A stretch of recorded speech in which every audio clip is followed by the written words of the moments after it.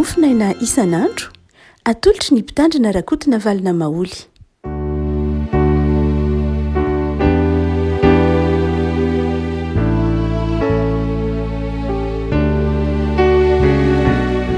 Faravarabasika rehefa malalatra ity Zoma fa 7 volana Oktobra ity. Ny Mofonaina voalahatra ho antsika anio dia matetiky fa 5 matetiky fa 5 andiny firaika amby 3 ka hatramin'ny fahaenina amby 7. Matetiky fa 5 andiny firaika amby 3 ka hatramin'ny fahaenina amby 7 aminaran'i Jesosy. Ary raha tonga ny zanak'olona amin'ny voninahiny arahin'ny anjely rehetra dia hipetraka eo amin'ny seza fiandrianan'ny voninahiny izy, ary ny fiainany rehetra angonina eo anatrehiny dia hanavaka azy izy, tahaka ny mpiandry manavaka ny ondry amin'ny osy, ary ametraka ny ondry eo amin'ny ankavanana izy, fa ny osy eo amin'ny ankaviny.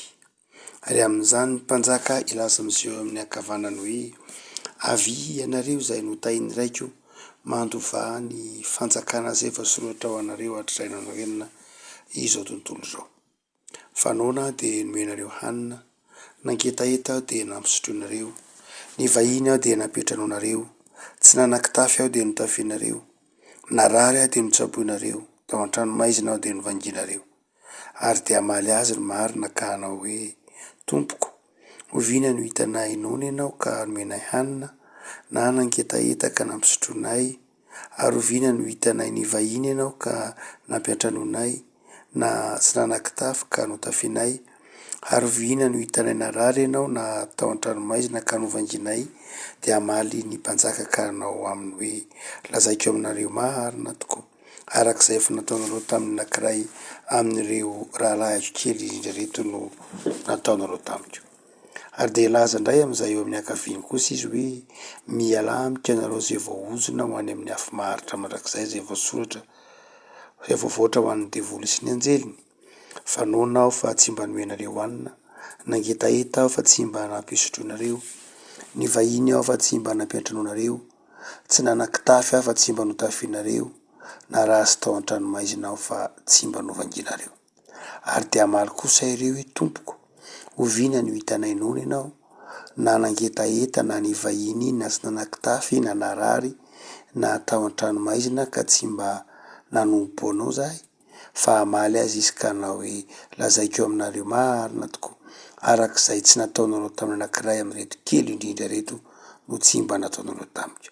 Ary ireo dia hiala ho any amin'ny fampijaliana mandrakizay, fa ny marina ho any amin'ny fiainana mandrakizay. Ray masino, manamasinana amin'ny fahamarinana ny teninao no fahamarinana. Amen. Nambaran'ny filazantsara afaka malala amin'ity matetiky fa 10 ity ny zava-hitranga amin'ny fiavian'ny tompo. Ny fiavian'ny tompo izay hiariary ho hitan'izao tontolo izao ny maha mpanjaka azy, ho hitan'ny izao tontolo izao ny maha tompon'ny fahefana azy, ho hitan'izao tontolo izao ny maha mpamonjy azy koa anefa. Amin'izao andrakehitriny izao Jesosy dia mpisolo vavy izy, mifona ho antsika eo an-tanana ankavanan'Andriamanitra izy. Fa amin'ny fiafaran'izao tontolo izao kosa dia tsy mpisolo vava intsony izy fa mpitsara. Ary izay fitsarana zay no fiantombohan'ilay ataontsika hoe fiainana mandrakizay ao amin'Andriamanitra. Marina loatra fa rehefa maty ny olona izay mino dia efa ao amin'ny tompo izy. Fa ao amin'ny tompo izy fa tsy mbola misantatra, tsy mbola manana lay tena na lay vatana onona ao an-danitra, vatana natao ho an'ny ao an-danitra, araka ny teny Soatra Masina hoe misy vatana natao ho any an-danitra, misy vatana natao ety ambonin'ny tany. Fa rehefa maty ny mpino na dia mino azy izy, araka ny tenin' Jesosy, izy ny fananganana maty sy fiainana, izy ny fananganana koa velona. Dia izao izy rehetra maty eo amin'ny tompo dia velona fa tsy mbola nitafy lay vatany any an-danitra tsy akory. Fa ao aorianany izao fitsarana izao matetiky 10 vao tena ho tanteraka arabaky teny mihitsy le hoe resy tanteraka ny fahafatesana, satria vatana tsy mety maty intsony, vatana vaovao no tafian'ireo zay mino, na dia efa maty azy izy dia hitsangana ka hitafy ilay vatana vaovao, Ny velona kosa amin'ny fotoana evin'ny tompo satria mahatratra olona mbola velona eto ny tompo rehefa miverina de hitafiko ny vatany any an-danitra na ny tenany any an-danitra. Dia nambaran'ny tompo ara ny zavatra hitranga amin'ny farany. Misy ny fitsaran'Andriamanitra. Nareo metra-panontaniana ny kristiana manao hoe fangamo ny fitsaran'Andriamanitra tsy rehefa maty ny olona de avy hatrany de misy ny fitsaran'Andriamanitra. Rehefa maty ny mpino dia ao amin'ny tompo izy. Fa ny fitsaran'Andriamanitra de zao ny fanambarana pahabe maso hoe ndreto ny voavonjy ondry iretsy no makany amin'ny fanamelonana mandrakizay dia atsy amin'ny akavio ny tompo. Amin'ny fotoana farany izay fanambarana izay zay fanehoana izay.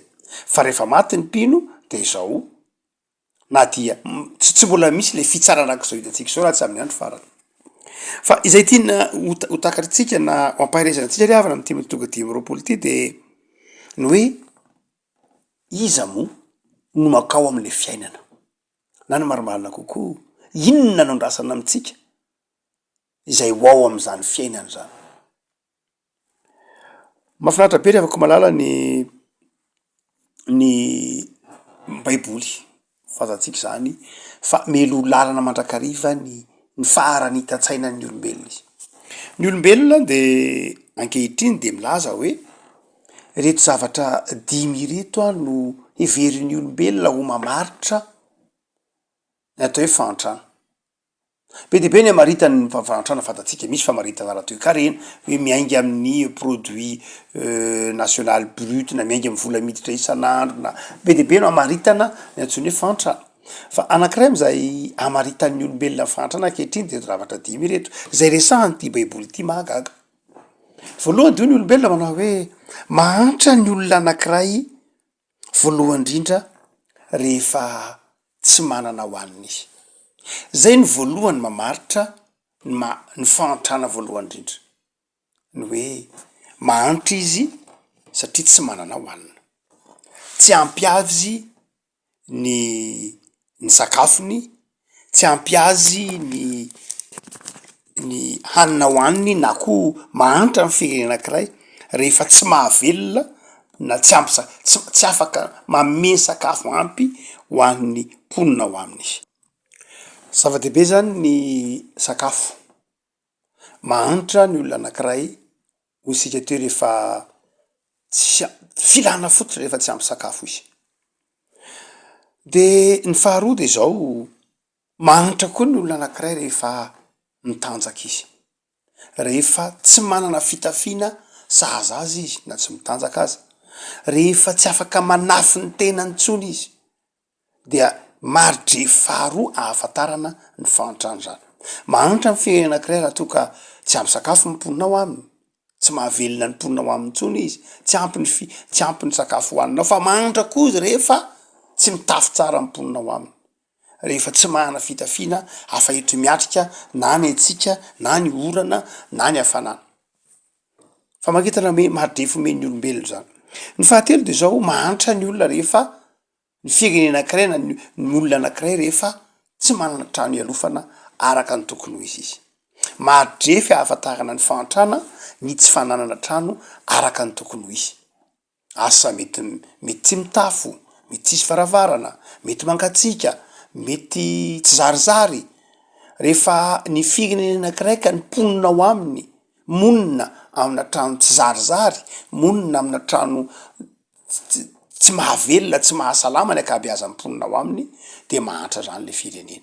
Ary rehefa ny tsirairay ny monina ao anatina trano tsy zarizary de ambarany zao tontolo zao ankehitriny fa mahantra izy. Maridrefy hamantarana ny fahantrana zany apetrakitsika olombelona ankehitriny zany ny hoe tsy manan-kelofana, ny hoe monina ao anatina trano tsy zarizary. Fa ny fahaefatra de zao omentsika maridrefy koa ny hoe ny fanafody. Mahantra ny olona anankiray rehefa ohatra ka marary izy kanefa tsy afaka mividy fanafody. Marary izy hoy ny mpandinika ny fiarahamonina ao anatin'ny indice de développement humain zany izay apetraky ny firenena mikambana amin'ny antsoina hoe IDH. ireo famaritanao mihitsika ireo hoe mahantra ny olona anankiray raha toka marary izy nefa tsy mahavidy fanafody, marary izy nefa tsy afaka mitsabo tena, marary izy nefa tsy afaka makany amin'ny hopitaly na makany amin'ny toeram-pitsaboana, de mahantra izy. Mahantra koa ny firenena anankiray zany fa matotra am'izay raha ohatra ka tsy afaka mitsabo araka ny tokony ho izy ny marary ao amin'izy. De azo madrefy hamantarana ny fahantrany firenena anankiray zany ny tsy fahafahana mitsabo araka ny tokony ho izy ny ponina ao aminy. Ary ny fahadimy farany zay ao anatin'ny antsony indisy développement humain de ny hoe mahantra ny olona anankiray raha ohatra ka ao anatin'ny fahantrana raha ohatra ka tsy mba afaka misitraka na mandray fanabeazana araka ny tokony ho izy. Tsy afaka mamaky gazety izy, tsy afaka mahafantatra ny vaovao mitranga am'izay manodidina azy akory izy, tsy manana fahafahana mamaky gazety, tsy manana fahafahana mihaino radio, tsy manana fahafahana mijery fahitalavitra, tsy manana fahafahana mandalina zay rehetra manodidina azy. Zay le fanabeazana. Zay le fampitam-pahalalana. Isan'ny hoe firenena mahantra zany, mahantra ny firenena anankiray ohatra ka hoe tsy zarizary ny fampianarana, tsy vahoaka bado, tsy mahafantatra akory ny manodidina azy, tsy mahafantatra zay mitranga, tsy mahafantatra zay olana, tsy mahazo vaovao araka ny tokony ho izy. Satria isan'ny ilain'ny olona amin'ny fivelarana ny fahafantarany ny manodidina azy. Fahafantarany ny fivoaran'ny toetrandro, ny vaovao mitranga atsiaro, ny fanabeazana, ny fahalalana. De ireo zavatra dimy ireo afaka malala de maridre fiombonana eto ambonin'ny tany amaritana ny antsoina hoe fahantrana. Fa ny mahagaga de zao ambara amin'ny baiboly tsara. Melo lavitra zany de efa andininy fa 5:30. Ino no andara amin'ny baiboly azy? Hoy izy manao hoe voalohany indrindra tsy nomenareo fa nonao de nomenareo hanina. Sakafo ny voalohany indrindra. Mova tsy le voatanisantsika teo. Faharoa de izao nangeta eto de nampisotroana anatin'ny sakafo ihany zany. De ny faharoa de zao nametraha amin'ny baiboly azy de zao ny fivahiny iny, zany hoe ny vahiny aho dia napetrano nareo. Inona zany io? Trano fonenana. Ambara amin'ny baiboly. Faharoa amin'ny baiboly ny trano fonenana. Fahatelo de zao izy, andininy fahatelo, tsy nanan-kitafy aho de nitafianareo. Fahatelo de ny fitafiana ao baiboly. Fahaefatra de hoy izy manao hoe narary a de nitsabonareo. Fanafody io, fitsabony io, fahaefatra araka ny lazaintsika teo. Ary ny fahadimy de zao ambara amin'ny baiboly de ity tany Mpitandrina dia novanginareo. Zany hoe inona? Lay fampahirezana, lay fahafahana. Lefa koa malala ny elo lavitra mihitsy de zay famaritana tenintsika ankehitriny mihitsy io tenenin'ny baiboly io. Aina ny baiboly ara de manao zava-dehibe, ay faritan'ny baiboly eto mihitsy, faritan'ny Jesoa eto mihitsy, ny olona mila vonjy. Faritan'ny baiboly eto mihitsy hoe inona zany olona mila vonjy zany. Tsy ny indice de développement humain na ny famaritana ataon'ny famaritana voakatsika am'izao andro ankehitriny zao kay ny mamaritra ny hoe iza ny mila vonjy, fa ny baiboly de efa nyteny hoe mila vonjy. Toy ny nandika fotsiny tao anaty baiboly zany, napelo lalana amin'ny baiboly ny ide azo na ny zon'olombelona koa aza.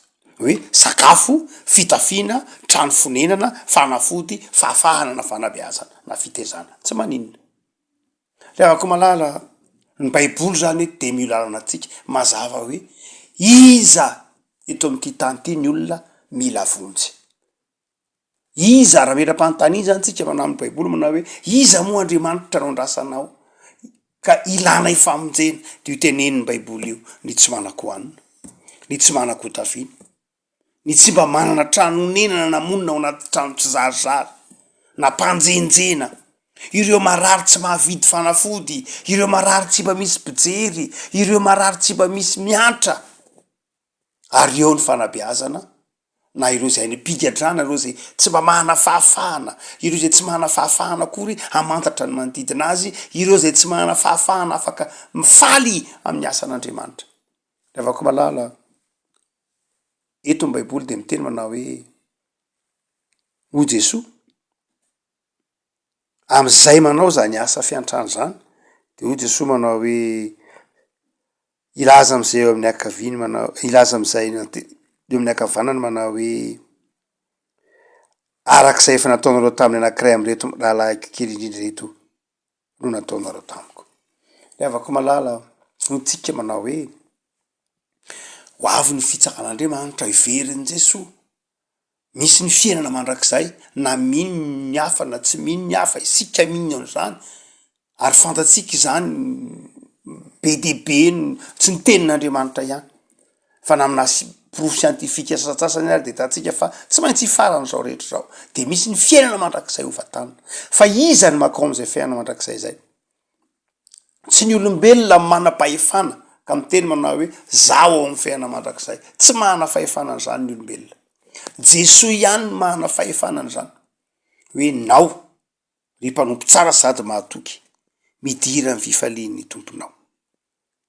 Ny tompo ihany no afaka miteny manao hoe avy ianareo zay nitahin'ny raiko mandovana ny fanjakana zay voavoatra ho anareo. Ary fanjakana zay voavoatra ho anareo de efa talohany izao rehetra zao. Rehavako malala, iza no afaka makao? Ireo midodododo miaina ny finoanan'i Jesosy, miaina ny famelan-keloka, mahatsiaro an' Jesosy tompo sy mpamonjy, fa izao manaiky rahiny zany finoana zany. Ny finoana ao an' Jesosy de maniraka anao ho any am'ireo olona mila vonjy. Ny fitiavana ao an'Andriamanitra de manery anao ho any am'ireo olona mila vonjy, ho any am'ireo tsy ampy sakafo. Firifiry eto ambonin'ny tany ny olona tsy ampy sakafo. Firy taonina isan'andro nefa, firy tapitra isan-taonina ny sakafo arin'ny olombelona anaty fanariam-pako fotsiny raha tany eto ambonin'ny tany. Ary firifiry ny olona noana na eto Madagasikara fotsiny aza. Amin'izao 700 ariary zao ny kapoakambary. Amin'izao fotoana mahamay-tany zao, firy ny olona tsy ampy sakafo. Amin'izao fotoana ataontsika hoe mahamay zao, firy ny olona tsy manak fitafiana akory. Firy itsika to Antananarivo moa na am'ireny vohim-paritany de mety mahita friperie maro isan-karazany, mety misy mora, mety misy ahafahan'ny olona rehetra mividy an'izany angamba sanatria ny faravakely ny sarababem-bahoaka mety afaka mividy akanjona asana 2,000 na ohatrany de efa mahazo Antananarivo. Fa firifiry akory any ambanivohitra any, firifiry akory any ambanivohitra any na ny rano idiovana, na ny hanina hoanina, na ny akanjo ekanjona ratsisy akory. Mila vonjy ho an'ny reny hoy Jesosy. Iainanao ny finoanao, teren'ny fitiavan'Andriamanitra ianao de manjary mitodika amin'ny tsy manan-kitafy, mitodika am'ireo tsy manatra any alofana akory. Firy ny olona tsy manatra any alofana, trano falafy efa simba, trano tany tsisy tafo ndrandray, tsisy varavahana ndrandray, tsy misy mahatrano azy akory. Na ny varavahana raha tsisy ary ndrandray ary moa de tsy mihidy anika rehefa tonga ny dahalo de miditra fotsiny. Firy eto Madagasikara, firy eto ambonin'ny tany ny miaina an'izany. Ary reo tsy manam-panafody mionona fotsiny amin'ny anka zay moa zany rehefa maty de zay ny anjara. Marina tokoa fa zay no anjara. Fa tsara an'Andriamanitra am'izay koa ireo zay tsy miraharaha ny marary, tsy miraharaha ireo tsy manam-panafody, ary ireo zay migadra, ireo zay tsy mba mahana fanabeazana, ireo tsy mba mahana fahafana. Zany rehetra zany no andrasan'ny tompontsika fiangonana.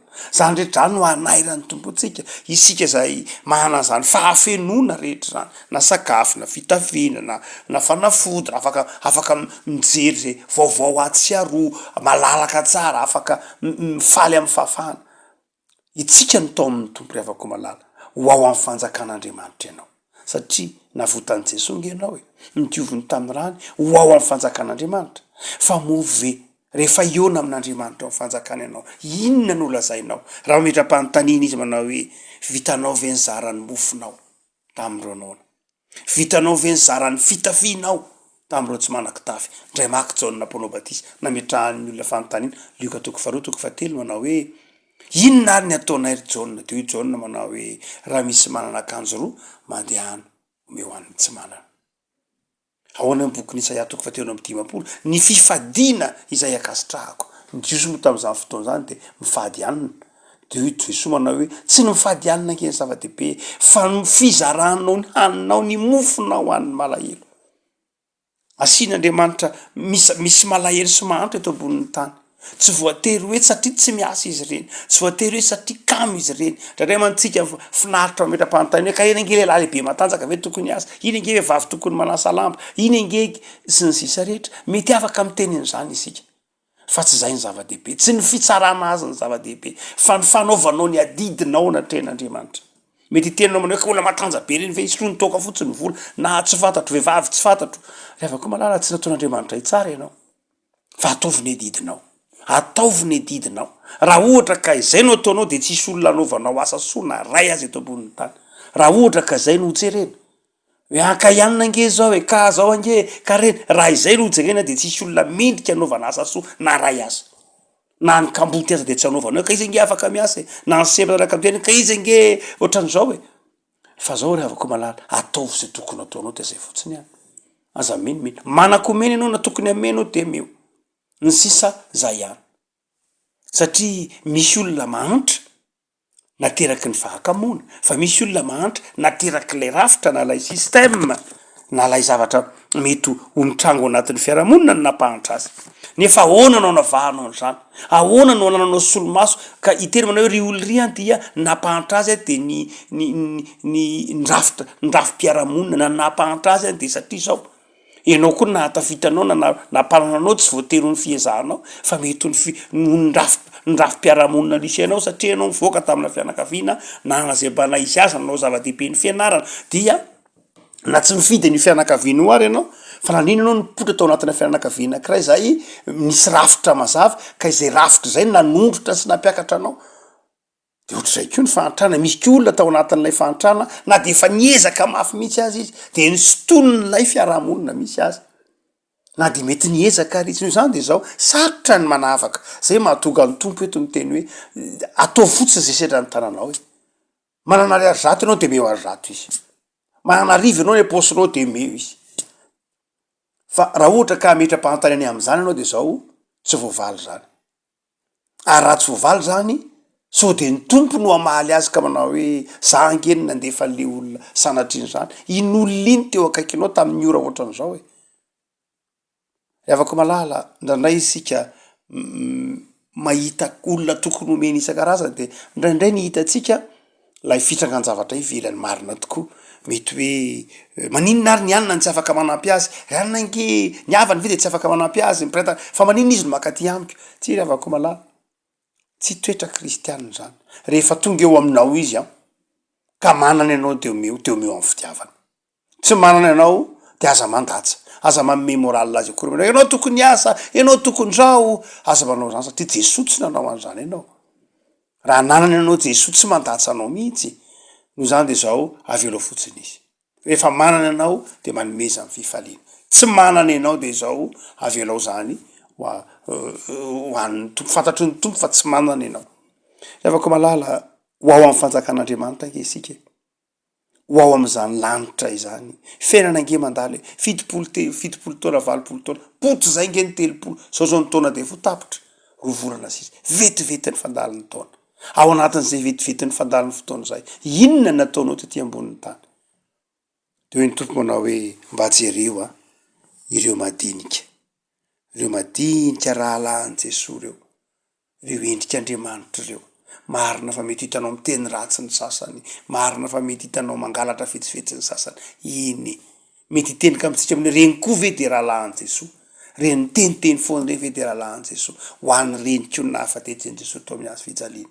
Jesosy nge tia ny olona rehetra, tahaka ny tiavana ianao dia Jesosy tia ny olona rehetra. Mety tsy afaka mitory filazany tsara amin'izy ireny ianao, fa afaka manao asa soa, mpiray tanindrazana aminao, malagasy mitovy aminao ihany izy ireny, olombelona mitovy aminao ihany.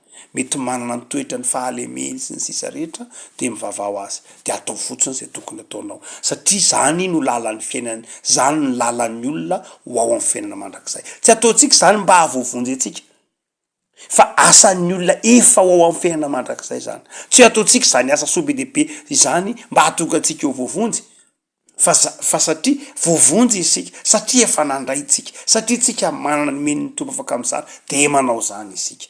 Tsy tanjona ny fanaovana an'izany, fa maridre fahafantarana fa zanak'Andriamanitra isika. Inona no maridre fahafantarana fa zanak'Andriamanitra isika, fa ho voavonjy isika dia ny fanaovantsika ny asa ho an'ireo olona izay mila vonjy. ivavaka sika. Tompo misaotra anao zahay fa omenao asa afahanay manapirofo ny finoanay. Asianao mahantra sy olona sahirana manodidina anay, afahanay mijoro vavolombelona fa malala tanana izahay. Asianao olona sahirana sy mpanompoana maro samihafa na madinika maro samihafa manodidina anay, afahanay maneho eo anatrehano Andriamanitra fa mahay mankasitraka izahay, mahay mizary izahay. Tompo, miseho amin'ny endrika maro samihafa ny fahantrano, miseho amin'ny endrika maro samihafa ny mahazo ireo olona mila vonjy. De mitaona anay ianao hibanjina anao Andriamanitra, mitaona anay ianao ahafoy satria efa nandray izahay, efa nomeny izahay. De tao aminao ahafoy, hijery ireo tsy manan-kohanina, hitodika any amin'ireo tsy manan-kitafy, tsy manan-kotafiana akory, hanampy ireo izay trapasairanana amin'ny tsy fananana trano ialofana na tsy fananana trano honenana, hanampy ireo izay mila fitsaboana, ary indrindra koa aza ampahery ireo izay migadra, ireo izay voafatotra, ireo izay mitondra fangiry firiana, ireo izay tsy afaka misitraka ny fahafahana. Tompo, izahay no tenanao, tongotrao, tananao ity an'ity zao tontolo zao ty. De aza velanao ho tapatanana ianao ka tsy ananatolotra izahay, aza velanao sanatry bory tongotra ianao ka handatsy handeha ny asa mpanaovanao zahay, efa izahay no tongotrao, izahay no tananao, izahay no irakirakao, manolotra sy manome. Tompo, atao am'izahay ahatsiaro fa izahay no tenanao, ka amin'ny alalanay no hanomezanao ireo madinika ireo mila vonjy, ireo mpanomponao, ireo miandry fanampiana avy aminao, ireo izay tianao ampinay amin'ny endrika maro samihafa. Izahay no masonao mitsetra, izahay no sofinao miaino. Tompo, mampianaranay ame toerana ny fiainona, ny fampahirezana. Nandray tokoa Tompo ty teny zahay ka manjary toy ny tsy mandre ianao satria tsy miaino zahay, toy ny tsy mahita ianao satria tsy mijery zahay, satria mafo zahay, toy ny tapatongotra ianao satria tsy mety mandeha zahay. Tompo, tario amin'ny fanahinao masina zahay mba ahavita, ahafoy hijery ireo zay rehetra mila vonjy manodidina anay. Tario amin'ny fanahinao masina zahay ahafantatra izay andrasanao aminay. De manampianay Jesosy, ampitoero aminay ny fiantrano, ny fo mangoraka tahaka ny fonao. Misaotra Jesosy. Amen.